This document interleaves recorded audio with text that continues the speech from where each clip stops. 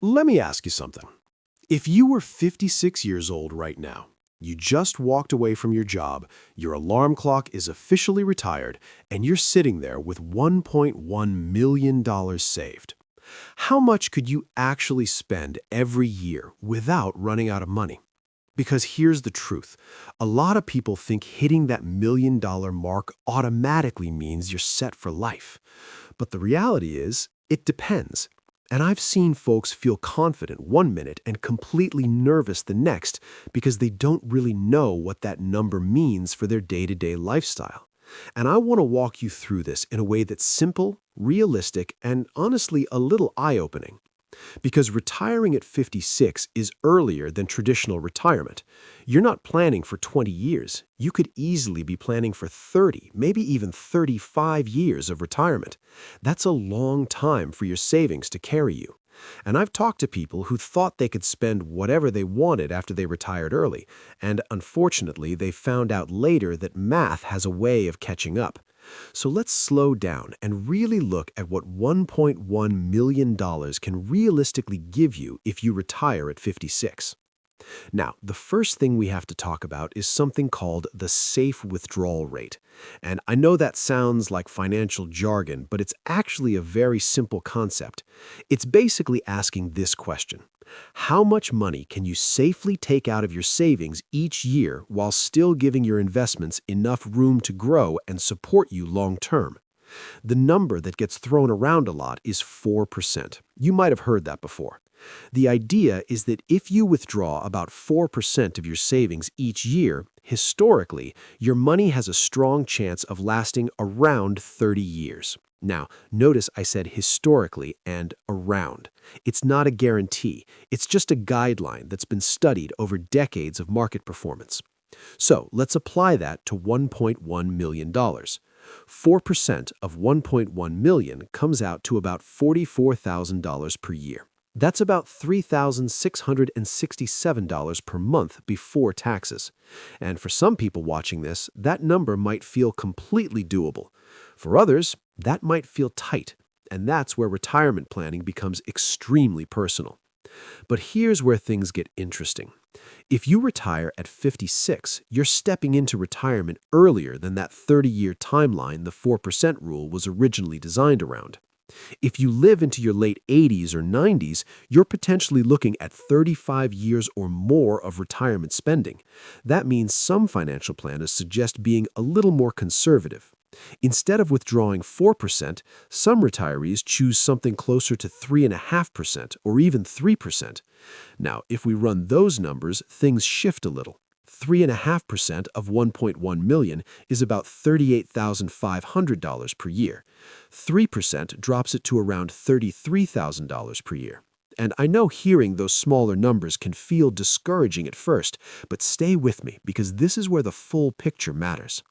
One of the biggest mistakes people make is thinking retirement income only comes from their savings, but that's rarely the case. If you retire at 56, you're still several years away from Social Security, and that gap period is something people really need to plan for carefully. Because once Social Security starts, it can significantly reduce how much you need to pull from your investments. Let's say, just as an example, you start Social Security at 67 and receive $2,200 per month. That's $26,400 per year. Now imagine you were previously withdrawing $44,000 annually from your savings during your early retirement years.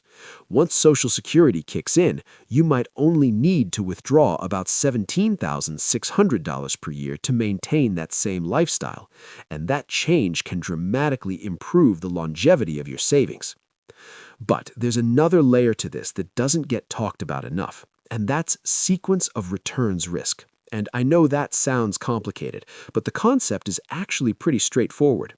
The biggest danger to your retirement savings isn't just market downturns. It's market downturns early in your retirement while you're actively withdrawing money.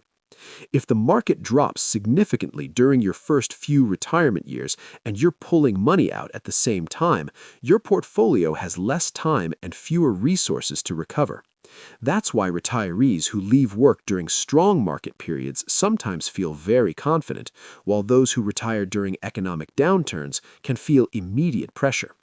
This is one reason many early retirees keep a cash buffer. Instead of investing every dollar, they might keep 2 to 5 years of living expenses in safer accounts like high-yield savings or short-term bonds.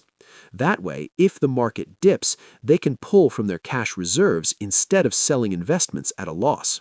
Now, let's talk about spending in a real-life sense, because numbers on paper don't always match real lifestyles. Many retirees find that their spending isn't flat throughout retirement. It often follows what some planners call the retirement smile. Spending tends to be higher during the early years when retirees are healthy, active, traveling, and enjoying hobbies. It often slows down during the middle years, and then sometimes increases again later due to healthcare costs. So if you retire at 56, you might naturally spend more in your late 50s and 60s compared to your late 70s. That doesn't mean your plan is broken. It just means spending patterns shift over time. Healthcare is another major factor that people retiring at 56 absolutely need to consider. Medicare doesn't begin until age 65. That means you're responsible for covering nearly a decade of private health insurance. And depending on where you live, your health status, and your coverage level, that cost could range anywhere from $6,000 to $15,000 per year or more for a couple. That's a significant chunk of your retirement spending that needs to be built into your plan. And this is where early retirement planning often separates wishful thinking from sustainable strategy. Because if your $44,000 annual withdrawal includes health insurance costs, your lifestyle spending money might actually be lower than you initially expect. Taxes are another piece that quietly affects how much you can actually spend. If most of your retirement savings are in traditional retirement accounts, like a 401k or traditional IRA, withdrawals are typically taxed as ordinary income. So if you withdraw $44,000 per year, you're not necessarily spending $44,000. You might be spending something closer to $38,000 or less depending on your tax situation. On the other hand, retirees who have a mix of account types, like Roth IRAs, taxable brokerage accounts, and traditional retirement accounts, often have more flexibility to manage taxes strategically. That flexibility can sometimes increase how much they effectively spend without increasing withdrawals dramatically. Another factor that people rarely think about when they picture early retirement is inflation. And inflation is sneaky because even moderate inflation gradually erodes purchasing power. If inflation averages around 3% per year, something that costs $44,000 today could cost over $79,000 in 20 years. That means your investments need to grow not just to sustain withdrawals, but to keep pace with rising living costs. This is why most retirement portfolios still include stocks, even after retirement. Growth assets help offset inflation risk, even though they introduce market volatility. And finding that balance between safety and growth is one of the biggest challenges retirees face. Now, I want to pause here and share something that often surprises people. Many retirees discover that retirement isn't just about how much money you have. It's about how flexible you're willing to be with your spending. Some retirees follow a strict fixed withdrawal plan. Others adjust spending depending on market performance. If markets perform well, they might take extra trips or increase discretionary spending. If markets struggle, they temporarily reduce spending. That flexibility can dramatically improve the odds of a portfolio lasting decades. And interestingly, studies have shown that retirees who are willing to adjust spending slightly often end up feeling more financially secure than those who rigidly stick to one number. So when we ask how much you could spend if you retire at 56 with $1.1 million, the honest answer isn't a single number. It's more like a range shaped by lifestyle choices, healthcare costs, Social Security timing, tax planning, and investment performance. And here's something else worth thinking about. Early retirement doesn't always mean never working again. Many people who retire in their mid-50s eventually pursue part-time work, consulting, or passion projects that generate some income. Even earning $10,000 to $15,000 per year during early retirement can significantly reduce pressure on your investment portfolio and potentially allow for higher long-term spending.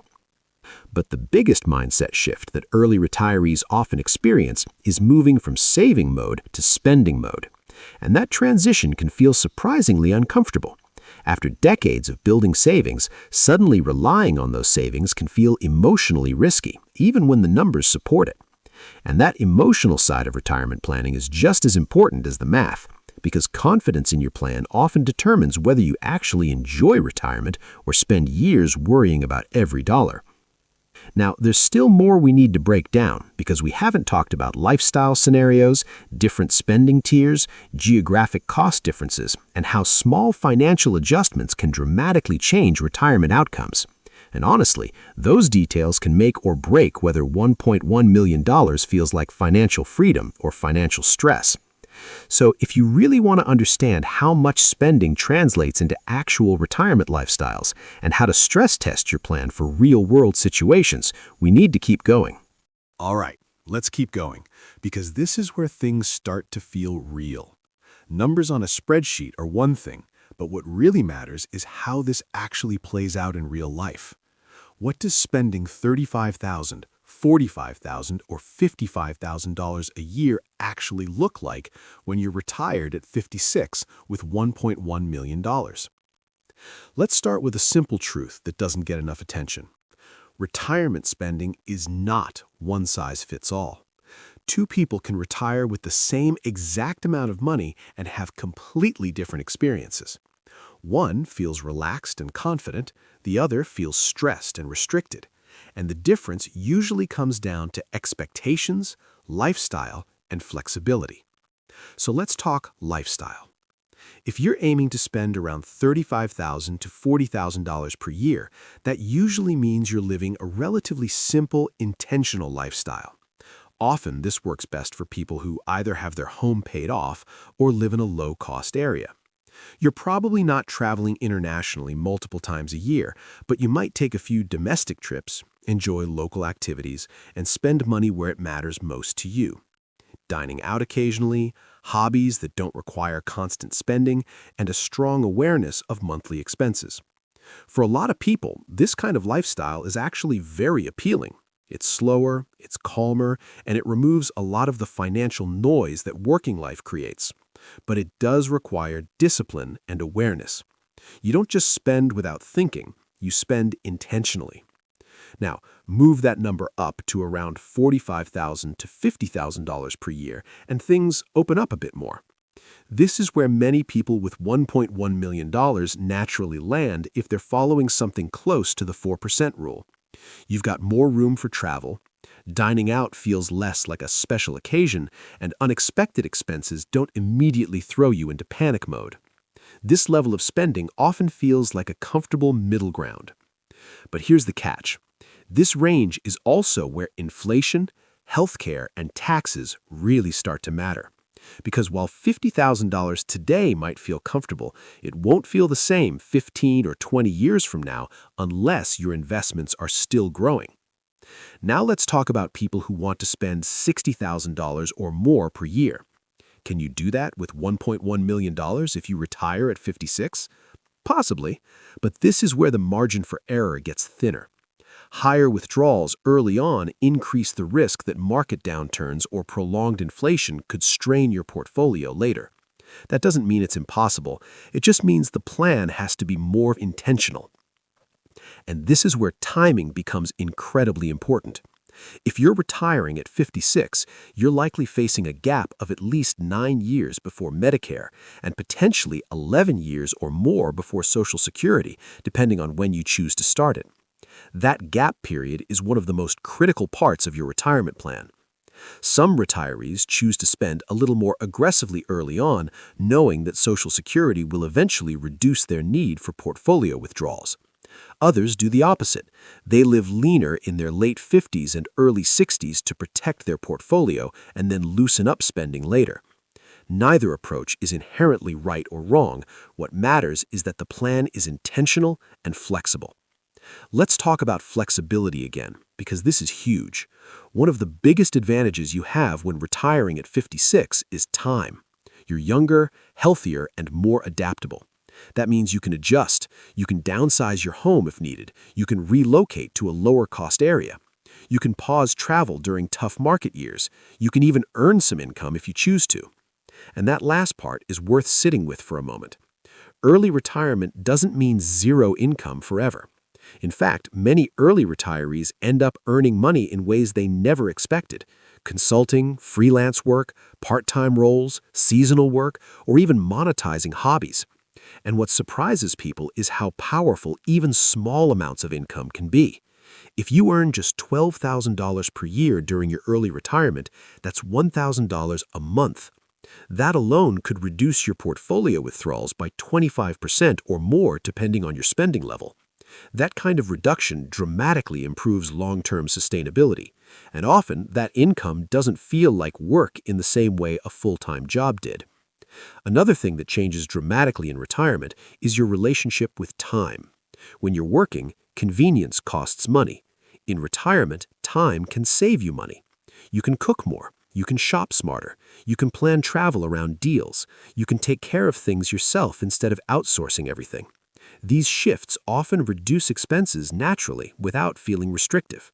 Now let's talk about something that doesn't get enough attention when people run retirement numbers: spending confidence. This is the emotional side of retirement, and it matters more than people realize. Some retirees have more than enough money on paper, but they're constantly worried about spending. They hesitate to enjoy their retirement because they're afraid of running out. Others have less margin, but feel confident because they understand their plan and trust their flexibility. Confidence usually comes from clarity, knowing where your money's coming from, how long it needs to last, and what levers you can pull if things change. When you understand that, spending becomes less stressful. Another piece of clarity comes from understanding that retirement is not static. Your spending, your health, your priorities, and even your interests will change over time. The goal isn't to perfectly predict the next 35 years. The goal is to build a plan that can adapt. And this is where $111,000 can actually be more powerful than it looks at first glance, because it gives you options. Not unlimited options, but meaningful ones. The option to retire early, the option to slow down, the option to design your days differently. And for many people, that's the real value of retirement savings. I've seen people with more money than this feel trapped because their lifestyle was rigid, and I've seen people with less money feel free because they designed their life intentionally. Money matters, but how you use it matters more. So when someone asks, how much could I actually spend if I retire at 56 with just $1.1 million? The most honest answer is this: you could spend enough to live a good life if you plan carefully, stay flexible, and understand the trade-offs. You could travel, you could enjoy your time, you could sleep in on Monday mornings, but you can't ignore reality. Healthcare, inflation, taxes, and market risk all matter. The good news is you don't need perfection. You don't need to predict every market return or expense. What you need is awareness, adaptability, and a willingness to adjust along the way. And if you're sitting there wondering whether $1.1 million is enough, here's something important to remember. Enough isn't a number, it's a strategy. It's knowing how much you need, what you value, and how you'll respond when life throws you a curveball.